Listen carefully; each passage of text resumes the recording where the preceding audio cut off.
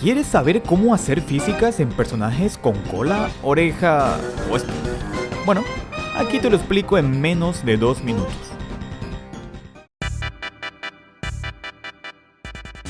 Este es el addon que vamos a utilizar, se llama Wigglebones 2. Les dejaré el link en la descripción.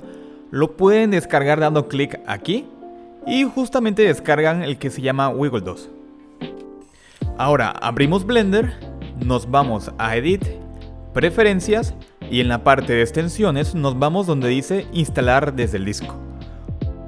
Una vez tengamos instalado el addon y tengamos también nuestro modelo listo, nos pasamos del modo objeto a modo pose y activamos el X-Ray para poder ver los huesos.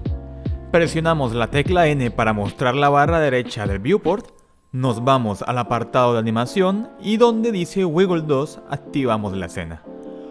Una vez activado seleccionamos los huesos que van a tener físicas y activamos la casilla de Bone Tail y ya estaría listo.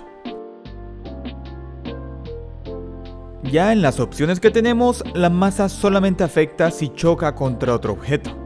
Steve determina cuánta resistencia hay en el movimiento del hueso. Un valor mayor hace que este sea menos flexible. Después tenemos Stretch, que este controla cuánto puede estirarse el hueso. Y después tenemos el Dump, que sería la amortiguación del objeto. Este controla qué tan rápido el hueso se va a dejar de mover. Tenemos aquí también la gravedad, que creo que no es necesario explicarlo. En la parte de viento puedes usar un Force Field para poder mover los huesos, como si fuese, claro, el viento. Y tenemos aquí la última, que es colisión, que aquí puedes hacer que tus huesos colisionen con otros objetos como un cubo, puede ser un plano, puede ser cualquier cosa.